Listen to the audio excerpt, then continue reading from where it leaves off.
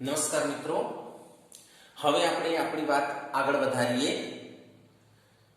અવક્ષેપણ એટલે શું? તો અવક્ષેપણ એટલે મિત્રો જે રાસાયણિક પ્રક્રિયા દરમિયાન અદ્રાવ્ય અવક્ષેપ ઉત્પન્ન થાય. અદ્રાવ્ય અવક્ષેપ એટલે એ ઘન સ્વરૂપે હોય. જેમ અમુક વખતે આપણા ઘરે કૂચાવાળી છાશ હોય છે. એ જે કૂચા હોય એ છાશમાં ઓગળતા નથી, પણ એ કૂચા સ્વરૂપે આપણને દેખાય છે, એને અવક્ષેપ કહેવાય. એટલે જે રાસાયણિક પ્રક્રિયા દરમિયાન અદ્રાવ્ય અવક્ષેપ ઉત્પન્ન થાય એને અવક્ષેપણ પ્રક્રિયા કહે છે. જે રાસાયણિક પ્રક્રિયા દરમિયાન અદ્રાવ્ય અવક્ષેપ ઉત્પન્ન થાય તે પ્રક્રિયાને અવક્ષેપણ પ્રક્રિયા કહે છે. દાખલા તરીકે આપણે એક ઉદાહરણ લખીએ કે BaCl2 પ્લસ Na2SO4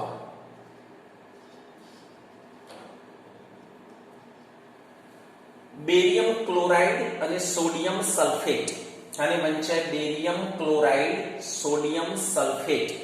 આ બંને જલીય દ્રાવણ સ્વરૂપે હોય એટલે એક્વિયસ. તો એમની વચ્ચે પ્રક્રિયા થાય એટલે આમાંથી Ba2+ એ આયનનું નામ છે, Ba2+ અને આ SO4 2- આવી રીતે લખાય. Ba2+ આયન છે, આ બેમાંથી છૂટવું પડશે. આ બેમાંથી છૂટો પડશે SO4 2-. આ SO4 2- એટલે ઋણ આયન છે. આ બે ભેગા થઈ જશે, આમાંથી Ba અને આમાંથી SO4 એટલે બનશે BaSO4, જેના અવક્ષેપ મળશે એટલે ઘન સ્વરૂપે સોલિડ. પ્લસ હવે જે વધ્યું તે NaCl વધ્યું, NaCl, પણ અહીંયા Na2 છે, Cl2 છે, એટલે અહીંયા 2 મૂકી દેવાના. તો આ એક અવક્ષેપણ પ્રક્રિયાનું ઉદાહરણ છે કે ભાઈ બેરિયમ ક્લોરાઇડ અને સોડિયમ સલ્ફેટ બે ભેગા થાય તો બેરિયમ સલ્ફેટ બનશે. Ba અને SO4 જોડાશે, બેરિયમ સલ્ફેટ. Na અને Cl જોડાશે. સંતુલિત કરવા માટે 2 લખ્યા છે. આ જલીય દ્રાવણ સ્વરૂપે હોય એટલે એક્વિયસ. તો આપણને BaSO4 ના અવક્ષેપ મળશે. એટલા માટે ઘન સ્વરૂપે હોય એટલે S લખ્યો છે. બીજું ઉદાહરણ લઈએ મિત્રો AgNO3 નું. AgNO3 એ પણ એક્વિયસ સ્વરૂપે જ હોય. Plus NaCl. તો આમાં Ag અને Cl જોડાશે. Ag અને Cl જોડાશે એટલે આપણને AgCl ના અવક્ષેપ મળશે ઘન સ્વરૂપે એટલે સોલિડ. બાકી વધ્યું Na અને NO3 એટલે NaNO3 જે એક્વિયસ સ્વરૂપે હોય. તો અહીંયા અવક્ષેપ છે સિલ્વર ક્લોરાઇડના, અહીંયા અવક્ષેપ છે બેરિયમ સલ્ફેટના. ફરીથી પ્રક્રિયાઓ બોલું છું કે બેરિયમ ક્લોરાઇડની સોડિયમ સલ્ફેટ સાથે પ્રક્રિયા થાય તો બેરિયમ સલ્ફેટના અવક્ષેપ મળે અને આ એક બીજી નિપજ મળે NaCl. સિલ્વર નાઇટ્રેટ અને સોડિયમ ક્લોરાઇડ વચ્ચે પ્રક્રિયા થાય તો Ag અને Cl જોડાતો સિલ્વર ક્લોરાઇડ બને અને સોડિયમ નાઇટ્રેટ બને. આ બંને અવક્ષેપ છે એટલે ઘન સ્વરૂપે કૂચા સ્વરૂપે આપણને મળે જે પાણીમાં અદ્રાવ્ય હોય. હવે બીજી નાની વાત કે તમને પૂછાય નિપજનું નિર્માણ કેવી રીતે થાય છે. નિપજનું નિર્માણ કેવી રીતે થાય છે? તો જ્યારે પ્રક્રિયકો વચ્ચે પ્રક્રિયા થાય ત્યારે પ્રક્રિયકોમાં જે પરમાણુઓ હોય એમની વચ્ચેના બંધ તૂટે અને નવા પરમાણુઓ એકબીજા સાથે બંધથી જોડાય એટલે નિપજ બને. દાખલા તરીકે અહીંયા જુઓ Ba અને Cl2. Ba અને Cl વચ્ચે બંધ હોય એ તૂટી જાય. Na અને SO4 એમની વચ્ચેનો બંધ તૂટી જાય એટલે પ્રક્રિયકમાં જે પરમાણુઓ હોય એમની વચ્ચેના બંધ તૂટે અને પછી નવા પરમાણુઓ વચ્ચે બંધ બને. Ba અને SO4 વચ્ચે બંધ બન્યો એટલે BaSO4 બની જાય। SO4 Na અને Cl વચ્ચે બંધ બને એટલે NaCl બની જાય। એટલે પ્રક્રિયકના પરમાણુ વચ્ચેના બંધ તૂટે અને નવા પરમાણુઓ જોડાઈને નવા બંધ બને એટલે નિપજનું નિર્માણ થાય। જૂના બંધ તૂટે અને નવા બંધ બને એટલે નિપજનું નિર્માણ થાય। હવે વિદ્યુત વિભાજન જે આ પાઠનો છેલ્લો પોઈન્ટ છે। વિદ્યુત વિભાજન એટલે જલીય દ્રાવણની અંદર જ્યારે વિદ્યુત પ્રવાહ પસાર કરવામાં આવે તો એમાંથી આયનો છૂટા પડે છે। જ્યારે જલીય દ્રાવણમાંથી વિદ્યુત પ્રવાહ પસાર કરવામાં આવે તો એમાંથી આયનો છૂટા પડે, ધન આયનો અને ઋણ આયનો છૂટા પડે। છૂટા પડેલા આયનો ધ્રુવો ઉપર જમા થાય એટલે આપણને નિપજ મળે।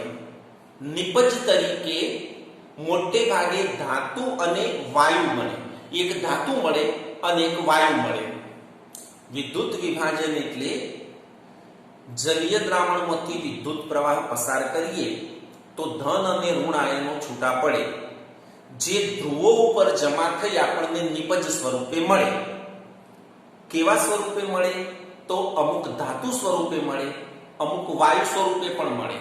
દાખલા તરીકે આપણે પાણી હોય એમાંથી વિદ્યુત પ્રવાહ પસાર કરીએ તો પાણી એટલે H2O, એમાંથી વિદ્યુત પ્રવાહ પસાર કરીએ તો હાઇડ્રોજન અને ઓક્સિજન છૂટા પડે।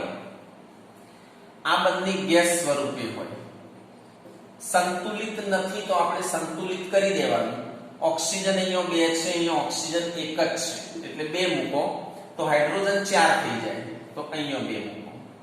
તો આ એક વિદ્યુત વિભાજનનું સાદું ઉદાહરણ છે કે ભાઈ આપણે જ્યારે પાણીમાંથી વિદ્યુત પ્રવાહ પસાર કરીએ તો હાઇડ્રોજન અને ઓક્સિજન 2 છૂટા પડશે। આપણે આ વિદ્યુત વિભાજનના ઉપયોગોની વાત કરીએ કે વિદ્યુત વિભાજનના ઉપયોગો શું?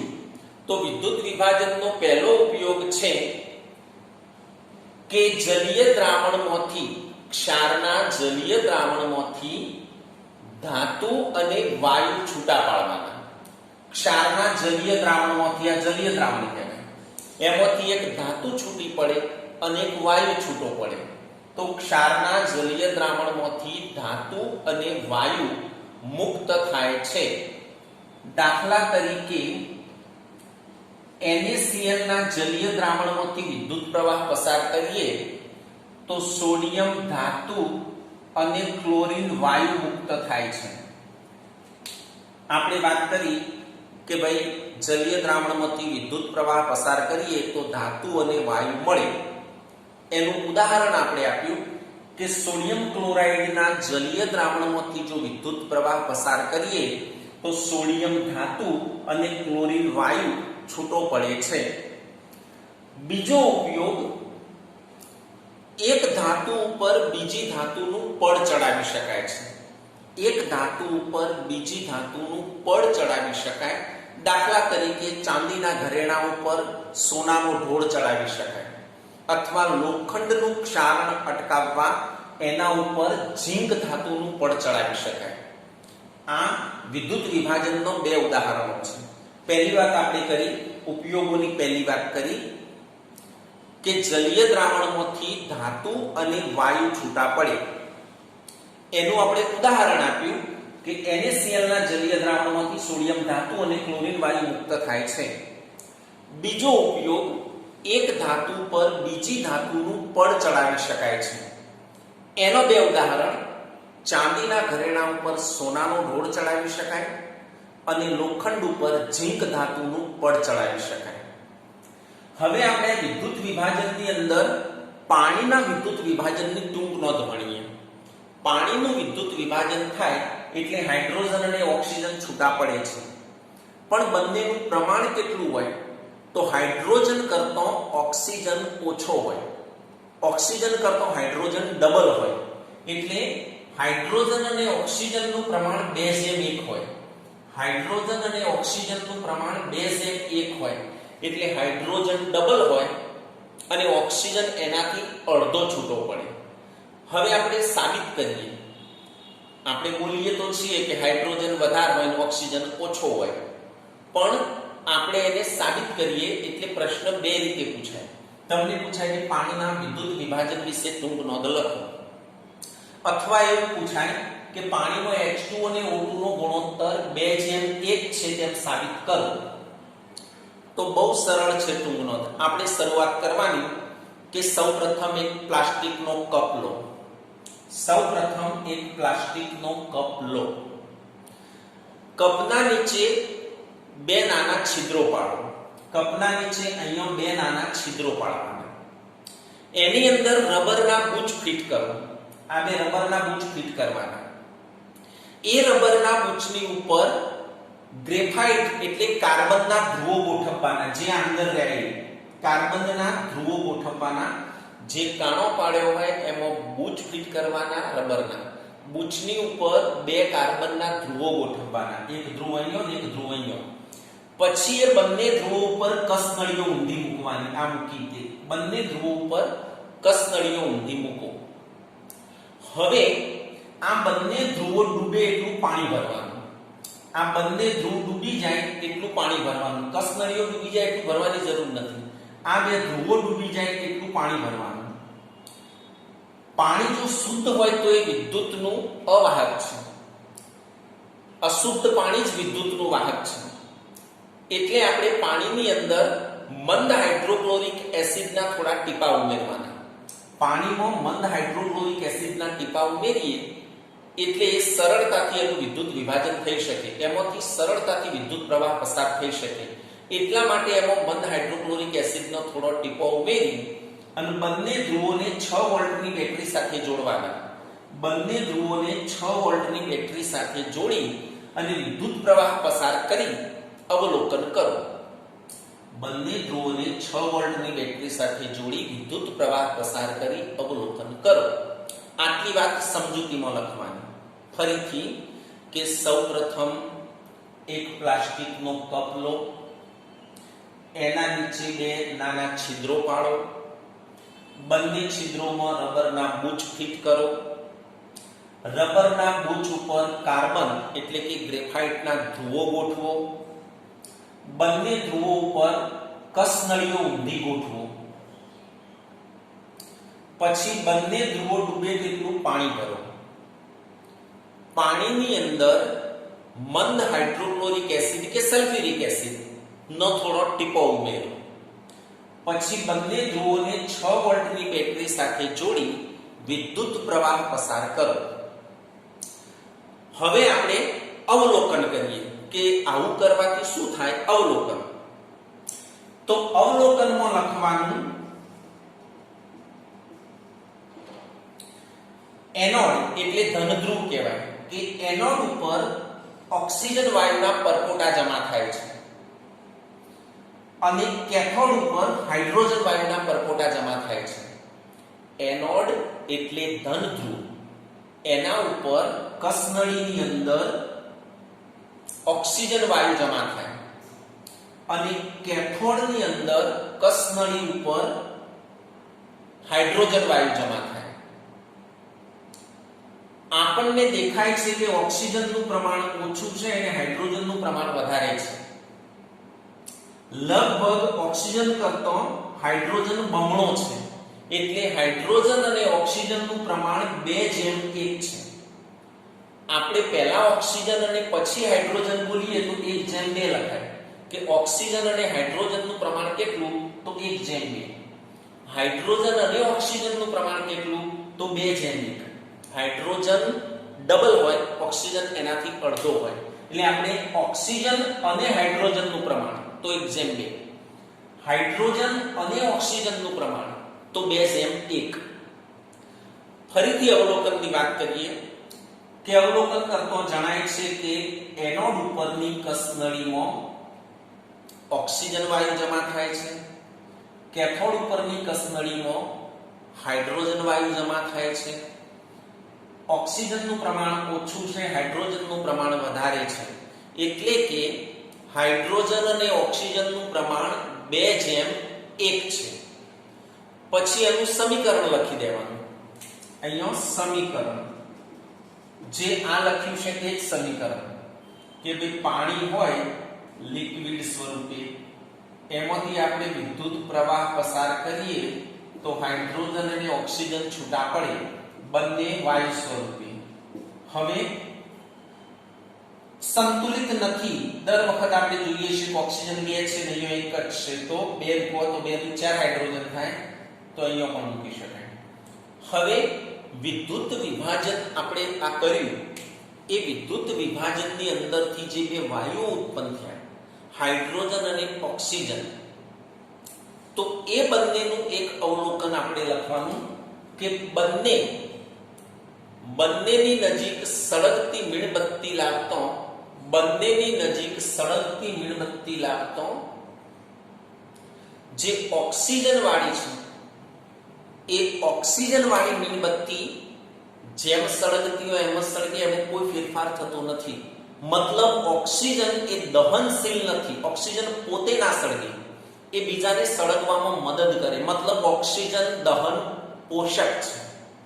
અને હાઇડ્રોજન એકદમ ભડકો થશે. જ્યાં હાઇડ્રોજન હોય ત્યાં આપણે મીણબત્તી, સળગતી મીણબત્તી લઈ છીએ તો ત્યાં વધારે પ્રકાશથી સળગશે, કારણ કે હાઇડ્રોજન એ દહનશીલ છે, એ પોતે સળગે છે. યાદ રાખો, ઓક્સિજન પોતે સળગતો નથી, એ બીજાને સળગવામાં મદદ કરે. મતલબ ઓક્સિજન દહન પોષક છે. હાઇડ્રોજન પોતે સળગે છે, મતલબ એ દહનશીલ છે. એટલે ઓક્સિજન દહન પોષક છે, હાઇડ્રોજન દહનશીલ છે. આટલું લખીએ એટલે આ વાત પૂરી થાય. ટૂંકમાં એક વખત ફરીથી જોઈ લઈએ. બેમાંથી કોઈ પણ રીતે પ્રશ્ન પૂછાઈ શકે. સૌપ્રથમ એક પ્લાસ્ટિકનો કપ લેવાનો, એના નીચે 2 છિદ્રો પાડવાના, બંને છિદ્રોમાં રબરના બૂચ ફિટ કરવાના, રબરના બૂચ ઉપર કાર્બન એટલે કે ગ્રેફાઇટના ધ્રુવો ગોઠવવાના, બંને ધ્રુવો ઉપર કસનળીઓ ઊંધી મૂકવાની, પછી ધ્રુવો ડૂબે એટલું પાણી ભરવાનું, પાણીમાં મંદ હાઇડ્રોક્લોરિક કે સલ્ફ્યુરિક એસિડના ટીપા ઉમેરવાના, પછી 6 વોલ્ટની બેટરી સાથે જોડી વિદ્યુત પ્રવાહ પસાર કરી અવલોકન કરો. અવલોકનમાં લખવાનું કે એનોડ ઉપર ઓક્સિજન અને કેથોડ ઉપર હાઇડ્રોજન જમા થાય છે. ઓક્સિજનનું પ્રમાણ ઓછું છે, હાઇડ્રોજનનું પ્રમાણ વધારે છે. પ્રમાણની વાત કરીએ તો હાઇડ્રોજન અને ઓક્સિજનનું પ્રમાણ 2:1 છે. પછી સમીકરણ લખી દેવાનું. અને સમીકરણ લખ્યા પછી ઓક્સિજન એ દહન પોષક છે, હાઇડ્રોજન એ દહનશીલ છે. તો મિત્રો અહીંયા પાઠ પૂરો થાય છે. સરળ પાઠ છે એકદમ. આ રાસાયણિક પ્રક્રિયાઓ જોઈને ગભરાવાની જરૂર નથી. આ બધા જે ભૌતિક અવસ્થાઓ છે એ કદાચ આપણને ના ખ્યાલ હોય, ના લખીએ તો બહુ પ્રોબ્લેમ નહીં આ ભૌતિક અવસ્થાઓ. પણ સમીકરણ વાંચતા શીખવાનું. AgNO3 એવું નહીં, silver nitrate, barium chloride, sodium sulphate, sodium chloride. તમને જે શરૂઆતમાં લખાયું હતું એ પ્રમાણે કરશો તો સરળતાથી યાદ રાખી શકશો. છેલ્લે આટલું જાણો એવું તમને જે મટીરીયલ આપવામાં આવે છે એમાં લખેલું છે, એ ટૂંકા 1 માર્કના પ્રશ્નો માટે ઉપયોગી છે. તો અહીંયા તમારે આટલી વાત લખવાની. અવક્ષેપણ વિશે નોંધ, વિદ્યુત વિભાજન અને પાણીનું વિદ્યુત વિભાજન, 3 પ્રશ્નો. એમાં આવે ટૂંકા અવક્ષેપણ, પછી વિદ્યુત વિભાજન અને છેલ્લે પાણીના વિદ્યુત વિભાજન વિશે નોંધ લખો. બરાબર તૈયાર કરી આટલું લખી દેવાનું. ઓકે.